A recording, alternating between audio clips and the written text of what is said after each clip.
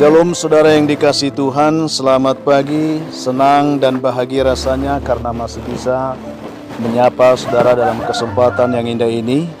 Doa dan harapan saya bahwa saudara semua dalam keadaan sehat, dalam keadaan baik, penuh sukacita diberkati Tuhan untuk sepanjang hari ini. Saudaraku, sebelum kita memulai renungan ini, baiklah terlebih dahulu kita memohon tuntunan Tuhan, kita berdoa. Bapa di surga, terima kasih untuk kebaikan Tuhan yang telah menyertai kami sepanjang malam, juga telah menganugerahkan kepada kami hari baru pagi ini. Pimpinlah kami Tuhan sepanjang hari ini oleh Roh Kudus-Mu, sehingga kami dapat berjalan dalam kemenangan Kristus di sepanjang hari ini. Dalam nama Tuhan Yesus kami berdoa, amin. Saudara yang dikasihi Tuhan, senang karena masih bisa menyapa saudara lewat renungan inspirasi ini. Kiranya Tuhan menolong sehingga setiap kita juga boleh diberkati hari ini oleh Tuhan lewat firman-Nya. Dan firman Tuhan yang menjadi renungan sekaligus menjadi penuntun kehidupan kita untuk sepanjang hari ini, saya persiapkan dari kitab 1 Korintus pasal yang ke-13, ayat yang pertama sampai ayat yang ke-13. Saya minta supaya saudara membuka Alkitab saudara dan membaca ayat ini secara keseluruhan, supaya saudara dapat menangkap maksud Tuhan lewat firman ini.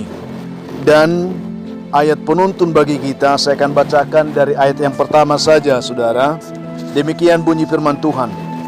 Sekalipun aku dapat berkata-kata dengan semua bahasa manusia dan bahasa malaikat, tetapi jika aku tidak mempunyai kasih, aku sama sekali dengan gong yang berkumandang dan canang yang gemerincing.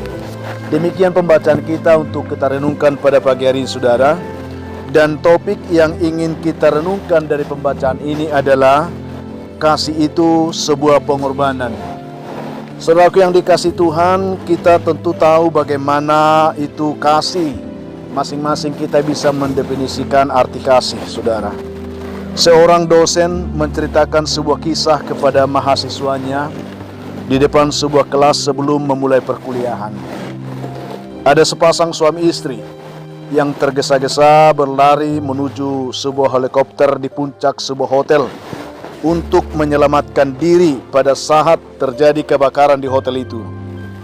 Tetapi saat sampai di atas, mereka menyadari bahwa hanya ada tempat untuk satu orang yang tersisa di pesawat itu. Dengan segera sang suami melompat mendahului istrinya untuk mendapatkan tempat itu. Sementara sang istrinya hanya bisa menatap kepadanya sambil meneriakkan sebuah kalimat sebelum helikopter itu menjauh.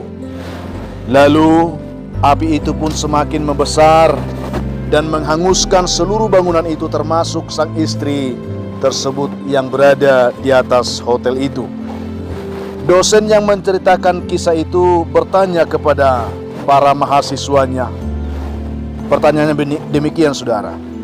Menurut saudara, kira-kira apakah yang diteriakkan sang istri kepada suaminya pada saat itu?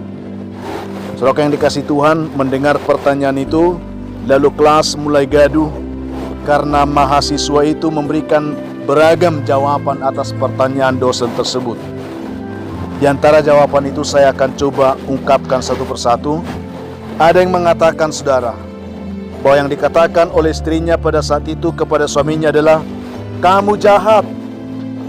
Lalu ada yang mengatakan, yang dikatakan istrinya pada saat itu kepada suaminya adalah, aku membencimu, aku benci kamu. Lalu yang lain mengatakan jawaban yang diberikan istrinya itu adalah, kamu laki-laki kurang ajar. Yang lain mengatakan, kamu itu egois. Yang lain mengatakan lagi, dasar laki-laki tidak bertanggung jawab, tidak tahu malu, dan lain sebagainya saudara.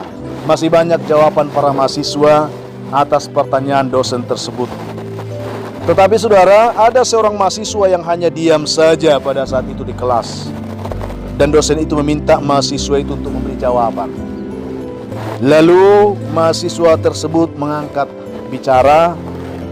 Dia berkata demikian saudara, saya yakin bahwa si istri itu pasti berteriak kepada suaminya, "Pak, tolong jaga anak kita baik-baik ya." Itu yang dikatakan oleh mahasiswa tersebut. Lalu saudara, kelas itu terdiam.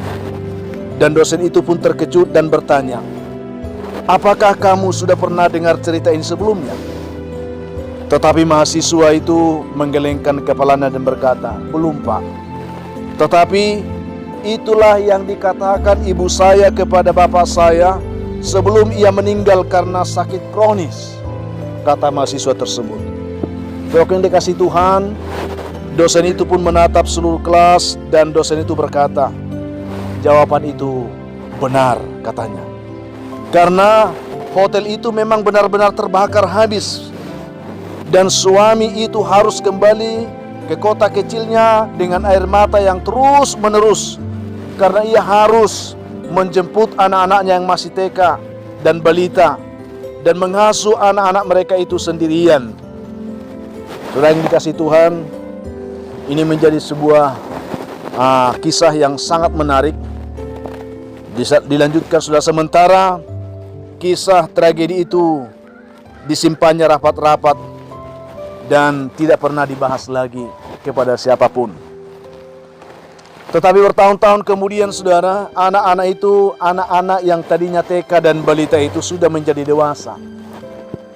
Ada yang menjadi pengusaha, ada yang menjadi dokter, ada satu lagi masih kuliah sambil bekerja. Pada suatu hari, ketika anak bungsu mereka membersihkan kamar sang ayahnya, anak itu menemukan sebuah buku harian ayahnya. Dia menemukan kenyataan bahwa saat orang tuanya ke hotel itu, mereka sedang berobat jalan karena sang ibu menderita penyakit kanker ganas. Dan menurut dokter, bahwa istrinya itu akan segera meninggal dunia. Karena itulah, di saat darurat itu ayahnya memutuskan mengambil satu-satunya kesempatan untuk bertahan hidup. Dan peristiwa itu dituliskannya dalam sebuah buku harian yang dibaca oleh anaknya tersebut. Betapa aku berharap, katanya demikian saudara. Betapa aku berharap supaya sang istri yang naik ke helikopter itu pada saat itu, "Istriku sayang, tetapi demi anak kita, terpaksa dengan hati menangis membiarkanmu terbakar sendirian di atas hotel itu." Si anak bungsu kemudian menceritakan hal itu kepada kedua kakaknya. Dan dengan segera mereka bertiga menyusul sang ayah di kampus. Mereka sujud mencium kaki sang ayah bergantian, mengucap syukur atas perjuangan sang ayah yang telah membesarkan mereka semua, sekalipun dengan beban mental yang sedemikian beratnya di hati sang ayah itu. Lalu cerita itu selesai saudara, dan seluruh kelas pun terdiam. Dosen itu kemudian berkata, "Siapakah sang ayah tersebut?" Saudara yang dikasihi Tuhan, sang ayah ternyata sang ayah itu adalah yang saat itu bercerita di hadapan kelas tersebut, yaitu tidak lain adalah dosen yang sedang bercerita itu. Lalu semua mahasiswa itu, mereka segera berlarian memeluk sang dosen tersebut dengan rasa terharu, karena mereka sekarang mengerti hikmat dari cerita tersebut. Apa yang kita bisa petik dari itu saudara? Saya melihat setelah mendengarkan kisah ini, saya juga merasa terharu dan diberkati saudara. Dan ada beberapa hal yang perlu menjadi penekanan penting yang perlu kita perhatikan dari renungan inspirasi ini. Demikian saudara, saya coba untuk merangkum demikian ada beberapa poin. Yang pertama, bahwa ternyata kebaikan dan kejahatan di dunia ini tidak sesederhana yang kita pikirkan saudara. Ada berbagai macam komplikasi dan alasan di baliknya yang kadang sulit untuk dimengerti. Seperti perilaku suami tersebut. Bagi sebagian orang itu kejam, tetapi bagi orang mengerti, itulah pengorbanan saudara. Yang kedua, karena itulah jangan pernah melihat hanya luarnya saja dan kemudian langsung menghakimi seseorang apalagi tanpa tahu apa-apa tentang peristiwa yang dialaminya. Jangan saudara, perlu belajar mengerti kenapa seseorang berperilaku seperti itu. Yang ketiga, mereka yang sering membayar untuk orang lain bukan berarti mereka kaya, tetapi karena mereka lebih menghargai hubungan daripada uang. Mari kita perhatikan ini saudaraku. Yang keempat, mereka yang bekerja tanpa ada yang menyuruh bukan karena mereka bodoh, tetapi karena mereka lebih menghargai konsep tanggung jawab. Jadi kalau ada orang yang bekerja tanpa diperintah, bukan berarti bodoh saudara. Mereka tahu apa artinya tanggung jawab. Yang selanjutnya, yang kelima, mereka yang meminta maaf duluan setelah bertengkar, bukan karena mereka bersalah, tetapi karena mereka lebih menghargai orang lain, tidak egois. Itu artinya saudara, jangan kita katakan dia bodoh. Lalu yang keenam, mereka yang mengulurkan tangan untuk menolongmu bukan karena mereka merasa berhutang kepadamu, tetapi karena mereka menganggapmu adalah sahabatnya. Hargai saudara, hargailah. Jangan merasa seseorang menolong kita karena dia punya utang kepada kita, bukan, tapi karena dia merasa kita adalah sahabatnya. Hargai itu. Yang ketujuh, yang terakhir, mereka yang sering mengontakmu, menghubungimu, dan mengajakmu reuni atau silaturahmi bukan karena mereka tidak punya kesibukan, tetapi karena kamu ada di hati mereka. Mereka mengasihimu. Itu yang perlu saudaraku. Sehingga lewat renungan yang kita terima pada pagi hari ini, marilah kita belajar untuk mengerti bagaimana kita memahami hidup yang sebenarnya. Memang saudara, terkadang Tuhan juga menyatakan kasih-Nya dengan perkara-perkara yang sulit kita pahami. Namun yang pasti saudaraku, setiap perkara yang diizinkan Tuhan itu bermakna untuk membantu kita mengerti bahwa Tuhan selalu peduli dan Tuhan tidak pernah meninggalkan dan membiarkan kita. Bersyukurlah atas semua hal yang Tuhan buat dalam kehidupan ini. Walaupun terkadang perkara yang dibuat Tuhan itu sulit untuk kita pahami, tetapi lihatlah, di balik semua itu ada kasih Tuhan, kepedulian Tuhan yang bisa mengangkat kehidupan kita, menyatakan kehendak dan rencananya, sehingga semua orang boleh mengenal Dia lewat hidup kita saudara. Itulah yang ingin saya bagikan untuk saudara. Renungan inspirasi pagi ini kiranya bisa menolong kita mengerti tentang bagaimanakah sebenarnya kasih atau sebuah pengorbanan itu. Saudara yang dikasihi Tuhan, saya tidak tahu bagaimana kondisi kehidupan saudara saat ini, di pagi ini saudara.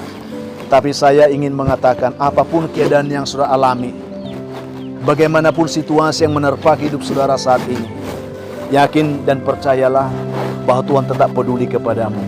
Tuhan tetap memperhatikan hidupmu. Dan dalam kepedulian Tuhan itulah Dia akan selalu menyatakan kasih-Nya, menolongmu, dan menyatakan kehendak-Nya, membulukan sukacitamu pada waktunya. Oleh karena saudara, sebelum kita mengakhiri renungan ini, kalau saudara punya beban pergumulan dan ingin didoakan, buka hatimu saudara. Saya ingin berdoa untuk saudara saat ini. Ada di antara saudara yang sedang sakit, sedang bertanya, mengapa Tuhan mengizinkan ini terjadi padaku? Ada yang sedang bergumul mungkin karena perilaku anak-anak. Mari saudara, buka hatimu. Tuhan kiranya akan menolong saudara hari ini untuk menyatakan kehendak dan rencana dalam hidupmu. Kita berdoa saudara. Bapa di surga, terima kasih untuk kebaikan kasih Tuhan yang kami nikmati dalam renungan kami pagi ini. Berkatilah kami semuanya. Berkati umat Tuhan yang mendengarkan renungan ini. Apapun persoalan kehidupan yang mereka alami, hamba berdoa dalam nama Tuhan Yesus, Engkau menolong. Engkau Tuhan menumpangkan tangan-Mu sehingga yang lemah boleh dikuatkan Tuhan pagi ini. Yang sakit, dalam nama Tuhan Yesus, ada beberapa jemaat Tuhan, umat Tuhan yang mendengarkan renungan ini dalam kondisi sakit parah, di rumah ataupun di rumah sakit. Hamba berdoa dalam nama Tuhan Yesus, dengan pertolongan kuasa-Mu, mereka boleh diangkat Tuhan, mereka boleh dipulihkan sehingga mereka boleh sembuh. Terima kasih Tuhan. Ada yang sedang bergumul untuk menggapai cita-cita, hamba berdoa dalam nama Tuhan Yesus, Engkau menuntun mereka untuk menemukannya. Dan banyak hal lagi Tuhan yang menjadi pergumulan umat-Mu hari ini. Ajar mereka untuk bersandar kepadamu. Biarlah sepanjang hari ini kami tahu kami boleh berjalan dalam kemenangan Kristus. Dalam nama Tuhan Yesus kami berdoa. Amin. Saudaraku yang dikasihi Tuhan, puji Tuhan untuk renungan kita pagi ini. Sebelum mengakhirinya, Saya ingin mengatakan untuk saudara, kalau sungguh saudara mempunyai beban dan pergumulan yang berat, dan saudara rindu didoakan, hubungi kami saudara. Di nomor telepon yang tertera di layar saudara, kami siap membantu saudara. Akhirnya saya ingin katakan, tetaplah semangat, jadilah kuat, tetaplah bersukacita dalam Tuhan. Karena kita tahu Tuhan selalu mengasihi kita, peduli dengan kita, dan akan selalu menyatakan kehendaknya bagi kita, khususnya untuk saudara di hari ini. Tuhan memberkati saudara. Saya Pendeta Liti Dongoran, Pendeta GKP Jemaat Khusus Horisan Medan, menyampaikan sampai jumpa di kesempatan lain. Shalom.